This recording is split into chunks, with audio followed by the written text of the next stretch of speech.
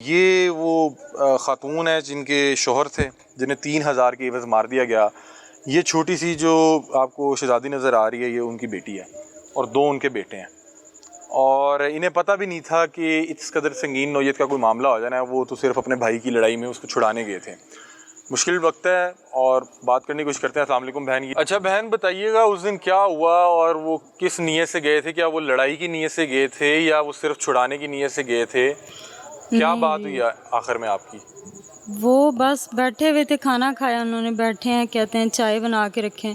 मैंने चाय बनाई और अचानक से उनकी अम्मी की आवाज़ आई है बाहर से कि बाबू जल्दी से आ, तेरे भाई को मार गए। वो वैसे ही 4 पे से नीचे उतरे और बाहर भाग गए और जाते ही दस्ती अपने भाई को जाके बचाया। उन्होंने देखा कि भाई गिरे हुए हैं तो उनकी लड़ाई शुरू हो गई। उनके 5 लोग थे और ये बस ये थे और मेरा बेटा पीछे भागा हुआ गया अपने बाप के पीछे। और मेरे बेटे को भी उन्होंने मारा और उनको भी मारा और कोई ऐसी ख़ास वजह इनके साथ नहीं थी, कोई दुश्मनी की। बता रहे कि 3000 भी आपके देवर ने देना था शायद? जी, जेठ ने? जी, जेठ ने देना था? जी, उन्होंने 3000 देना था अपनी बाइक का। आपको तो इस तरह कोई महसूस भी नहीं हुआ होगा कि इस नौयत का मामला हो जाएगा? जी बिल्कुल नहीं, अंदाज़ा ही नहीं था। आप तो बिल्कुल रिलैक्स होंगे कि अभी आ जाएंगे मामला सॉल्व करके? यही था कि अभी जाएंगे और अभी बाहर से वापस आ जाएंगे अपने भाई का मसला हल करके, शायद कोई सुलह हो जाए या बातचीत से मसला हल हो जाए। पर ऐसा कुछ नहीं हुआ। थोड़ी देर तक लड़ाई जारी रही और उसके बाद अचानक से उन पीछे से उस आदमियों की कोई आंटी बाहर, पता नहीं उनकी अम्मा जी थी, माँ जी, वो डंडे ला के खुद पकड़ा रही थी, कह रही थी कि ये लो मारो, इनको मार दो, यहीं पे गिरा दो। मेरे बेटे को भी इन्होंने मारा। मेरे बेटे ने बचाने की कोशिश की, दूसरी दफ़ा नहीं बचा सका। उसके मुंह के ऊपर कमीज़ डाल दी और उसको भी नीचे मारना शुरू कर दिया। इतनी देर में इसके बाप को उन्होंने डंडों के साथ नीचे गिरा दिया। जब देखा वो बिल्कुल गिर गए हैं, बेहोश हो गए हैं, फिर भी उनको टांगे मार रहे हैं, उनकी पसलियों में टांगे मार रहे हैं। उनकी सारी पसलियाँ सूजी हुई थी और दिमाग सारा उनका खुला हुआ था और खून से लथपथ उधर गिरे हुए थे। और बताएं इसमें हमारा क्या कसूर है? मेरे छोटे छोटे बच्चे हैं, मेरा कोई भी नहीं है, मेरे माँ बाप, मेरा कोई भी आगे पीछे नहीं है बिल्कुल। ये सब रिश्तेदार हैं जो मेरे साथ अभी खड़े हैं, मौजूद हैं।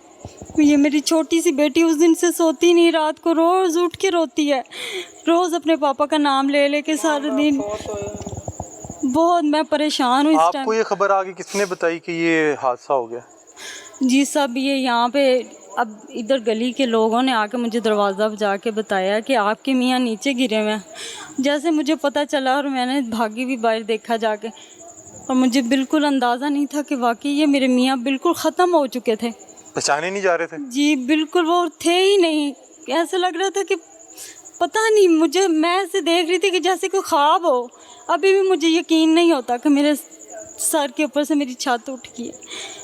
और मैं आप लोगों से सबसे गुजारिश करती हूँ, वज़ीर आला से भी, सबसे, कि मेरे इंसाफ करें। मेरा कमाना वाला जो था वो चला गया, ना मेरे बच्चों का कोई है ना मेरा कोई है। मैं अपने रेंट पे रहती हूँ।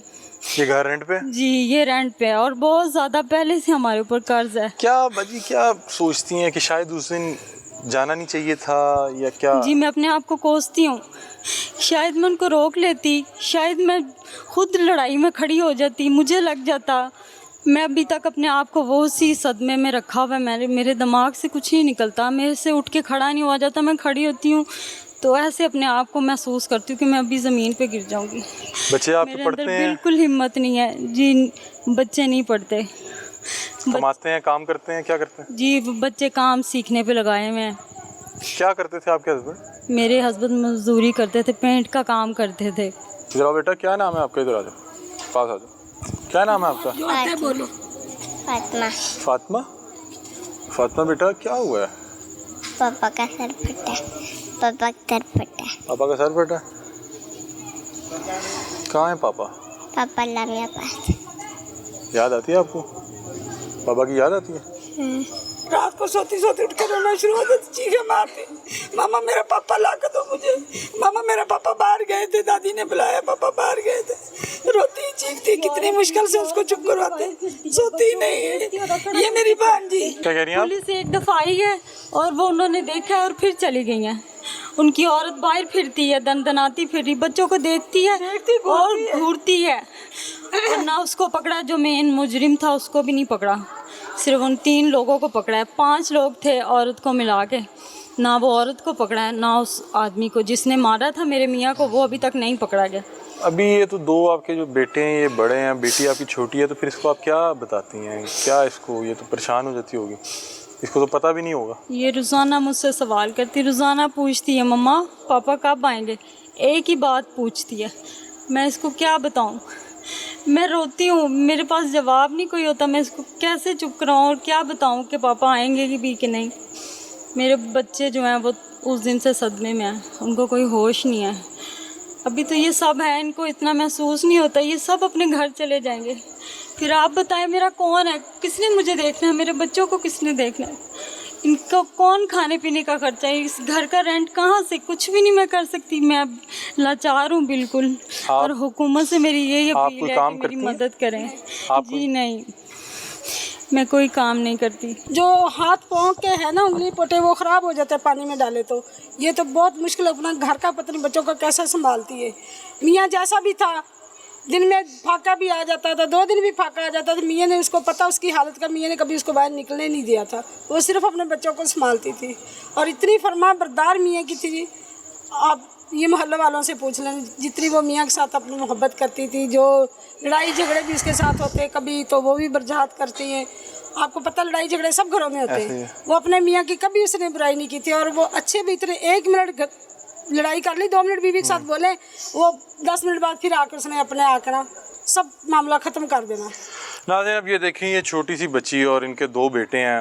अब इनके सर पे वालिद का साया नहीं रहा और माँ ये पूछ रही है कि मैं इनको क्या खिलाऊंगी और कैसे खिलाऊंगी। और ये सवाल वो पूछ रही है मरियम नवाज साहिबा से। वो ये कह रही हैं कि अब मैं इनको क्या आसरा दूं, क्या खिलाऊं क्या। अभी तो कोई रिश्तेदार आए हुए हैं, 4 यहाँ पे रिश्तेदार मौजूद हैं। अभी तो नहीं उस तरह पता लग रहा। बेटी रात पूछती है कि वालिद कहाँ हैं, वालिद को क्या हुआ है, वो कब आएंगे।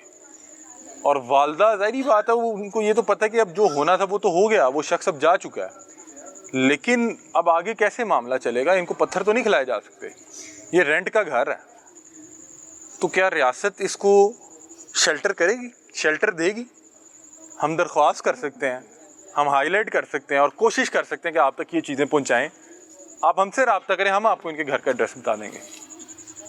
इनका नुकसान हुआ है, खुदा का वास्ता है रियासत माँ की जिम्मेदारी निभाए। ए मोटरसाइकिल है जी सर, है मोटरसाइकिल।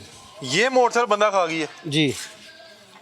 ये देखें नाज़रीन, ये वो बाइक है जो 19,000 की एवज ली गई थी और 16,000 दे दिया था और 3,000 रहता था, 3,000 नहीं दिया।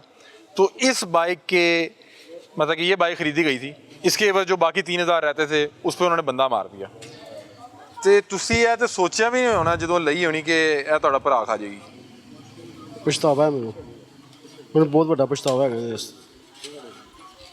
देना सी उन्होंने मुँह तो मारने होंगे, लै जाओ दफ़ा करो। सर मैं क्या है पर कहता नहीं 19,000 लाँगा तो फिर दांगा वापस लाँगा इन्हों। वो हर चीज़ का नाल ना मेरे को पैसा मांग रहे थे, हर चीज़। वो कह रहे थे कि वापस भी देगा तो 19,000 भी नहीं देना। हाँ जी, सूद रखा। हाँ जी।